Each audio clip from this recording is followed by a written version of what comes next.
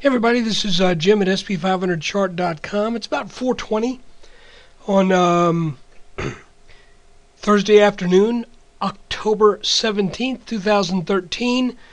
Let me read you a short story and then we'll look at the chart. Once upon a time, www.sp500chart.com and this video are for educational purposes only. Nothing stated at the site or in the video is intended to be used as investment advice. I can draw lines on charts, but you have to draw your own conclusions from your own research and make investment decisions that are suitable for your personal financial situation. And hopefully you'll live happily ever after. By the way, I am not a licensed financial professional. I'm just a guy who draws lines on charts. So let's take a look. Well, we really had a very nice day today with follow-through buying.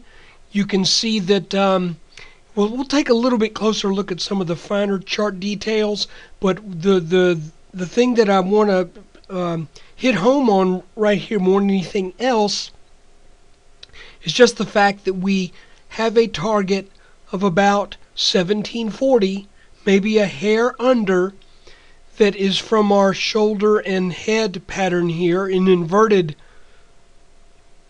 pattern. We've seen, I think this is either, somebody can remind me, but I think this is the third situation where we had what looked to be like the formation of an inverted head and shoulders pattern where we never saw a right shoulder. Instead, we just broke up right over that neckline at the first excuse for a rally. And the good news is, because we had seen this happen 2 times before, we kind of had a little heads up on it. So I feel pretty good about that. What I don't feel good about is the fact that I still think it's a rather strange thing. And in the readings that I've done with technical analysis, and I'll be honest with you, it's been, I mean, I'll consult some of the books that I have, but it's been a while since I've looked for new information on technical analysis because the old information seems to be working pretty doggone well. So, I almost never, I have no recollection of seeing inverted head and shoulders patterns in which the right shoulder just didn't form. And I don't know whether that's a good thing or a bad thing. Is it a good thing? Meaning, are we talking about a market with so much cash on the sidelines, with so much pent-up buying interest that we just power on up through that without that extra dip? Or is this people being irrational and exuberant and not being as disciplined as maybe they should? I could justify either one of those, so I just throw them out for you to consider for your own personal slant on things. But there's our target right about 1740, maybe a hair under, and we are within we're within about 7 points on the S&P of making that target. And if we look at a daily chart here, you can see that our close today is a new record in the S&P. Now, we also closed over this trend line right here, which was drawn over this top back in May and this top back in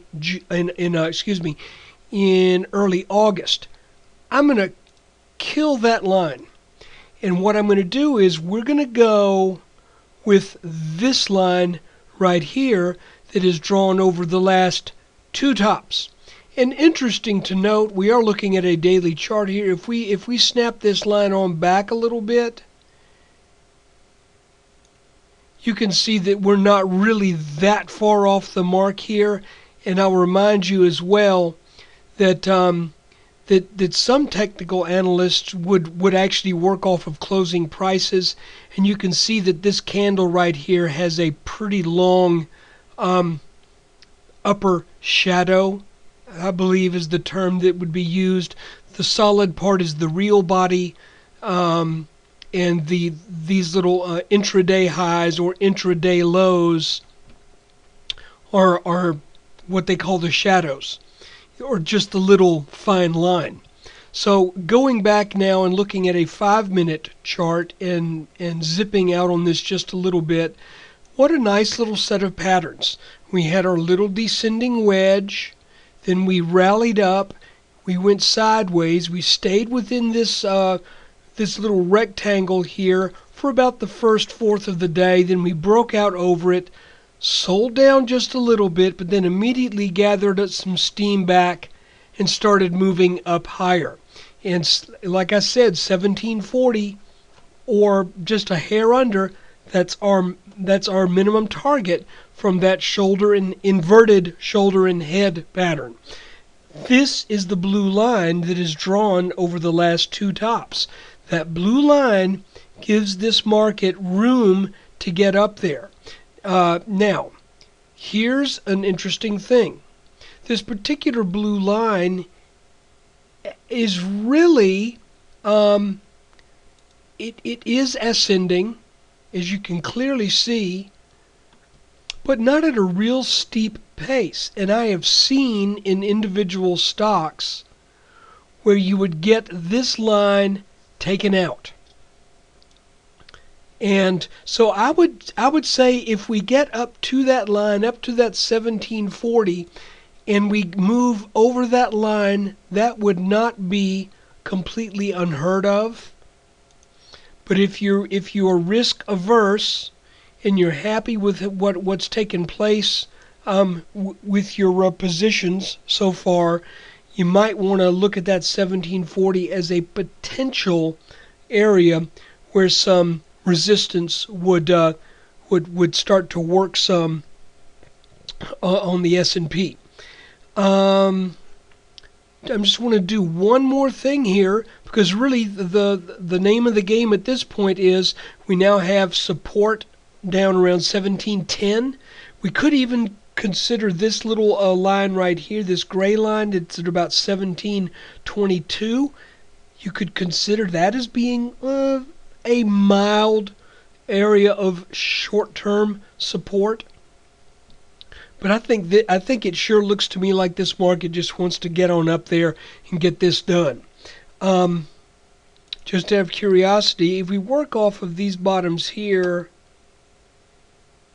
and this bottom here, we can also see where the last three, I don't want to call them bottoms really, but the last three spots where it appeared that the S&P kicked off into a rally is on this line right here.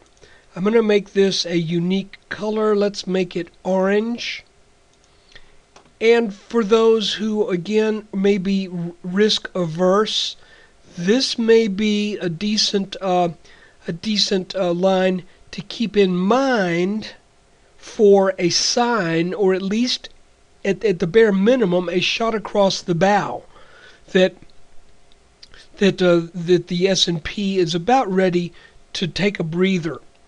And because we took a breather back here on the 15th, but like I said, we've got a potential reason to expect some resistance up around in the low 1740s. We've got a minimum target right at about 1740. So if we come up and we hit these areas tomorrow, and then we break this little support line here, that might be a sign that just watch it, be careful, and you might want to lighten up if you're happy with your gains. Again, if we put this in a little bit broader perspective, you can see that as far as long-term trend lines go, we've really got two that would come into play. This would not be a long-term line. If we get over this line right here, it would be around 1742, 1743. Let's just say if we get over 1750, then it looks very likely that the S&P could very well put on another 90 to 100 points and get over into the mid 1800s, because these are longer term resistance lines that we have not been at for a long time. So I think if we were to get up there, definitely look for signs of a top. But where we are right now, at this point, I don't see it. We make a new closing high today. Let's see if the market can exceed that 17. What was it? 1740. See if it can exceed that, and if it can also get over this little pale blue line that would be around 1742 tomorrow and working its way up. Look, about 1 point per day, maybe a point and a fraction. So there's your video for October 17th, 2013. Look, guys, I appreciate you taking time out of your day to watch this. Thank you for your support. Watch this orange line.